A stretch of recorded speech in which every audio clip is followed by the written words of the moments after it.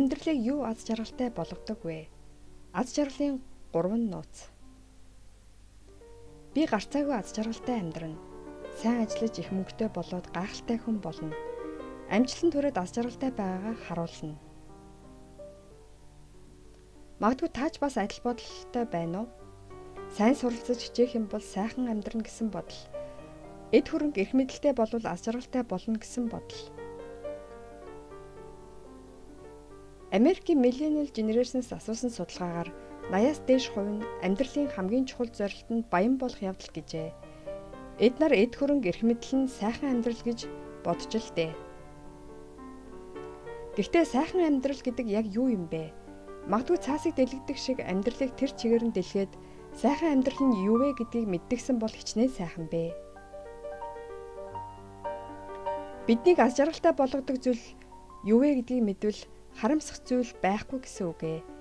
Тиймээс та бүхэнд хэрэгтэй нэгэн судалгааны тухай танилцуулъя гэж бодож байна. Юу сайхан амьдралыг бий болгодог юм бэ? Биднийг эрүүлэнх аз жаргалтай болгодог зүйл юу вэ?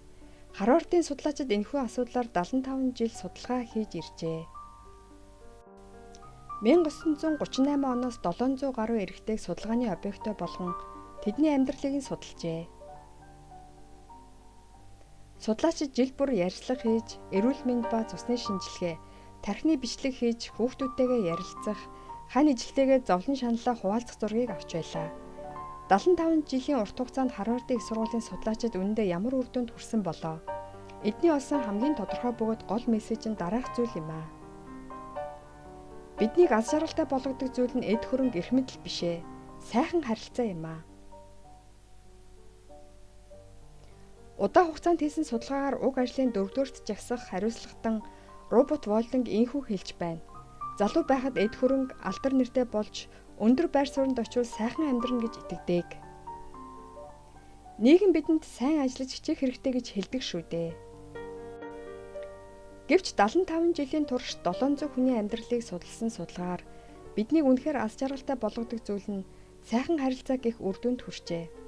Түүнчлэн эдгээр судлаачид харилцааны тухай 3 том сургамжийг мэдэж авсан. Тэр зүйлийг та бүхэнтэйгээ хуваалцъя.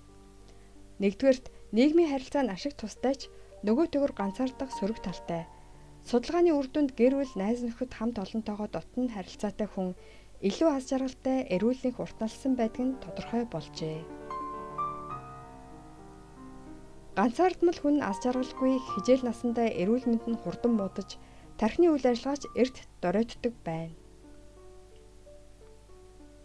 Хоёрдугаарт найзын тоо чухал биш ээ. Хамгийн гол нь нөхөрлийн чанар юм. Их найзтай байлаач зөрчилтэй муудалцдаг бол эрүүл мэндэд хортой.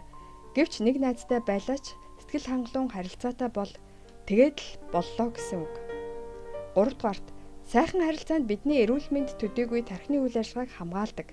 Эжилтэн дасан дотны харилцаатай байдаг 80 настан тийм бус харилцаатай үеийнхнийгээ бодвол ой тогтоолт нь өндөр түвшинд байжээ. Энэхүү судалгааны үр дүн мэдээжийн юм шиг сонсогдож байна уу? Тийм байж магадгүй. Сайхан харилцаа нь эрүүлэнх аз жаргалтай болгодог гэсэн эртний яриа байдаг. Асуудал нь энэхүү чухал сургамжийг байнга л мартдагт байгаа юм аа. Амархан хурдан шийдэх арга зам болоод хэлбэрхнаар олдох зүйлийг хүсдэг учраас тэрэ. Ялангуяа хүн хоорондын харилцаанд толгой удам төмөгтэй зүйлээ. Гэр бүл, найз нөхдөө халамжлна гэдэг нь дурлаад байх зүйлч биш, дуусахчгүй зүйл шүү дээ.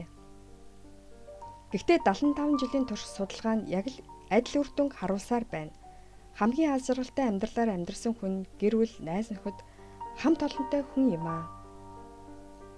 Амьдрал нь богинохон учраас муудалцаад ууршилт гуйх, сэтгэлийг нөвтгөө тайлбар тавих цаг байхгүй. Ганцхан хайрлах цаг л байх бөгөөд тэр нь нэг л хором юм аа. Өнөөдөр гар утас компьютерийнхаа оронд хайртай гэрвэл найзынхаа нүрийг хараад ярилцвал ямар вэ? Сайн тогтоогоорой. Сайхан харилцаа нь сайхан амьдралыг бүтээн. Амьдралыг тань аз жаргалтай болгох зүйл нь яг таны хажууд буй хүмүүс юм аа. Анхаарал тавьсанд баярлалаа. Хэрэгтэй хүнд нь түгээгээрэй.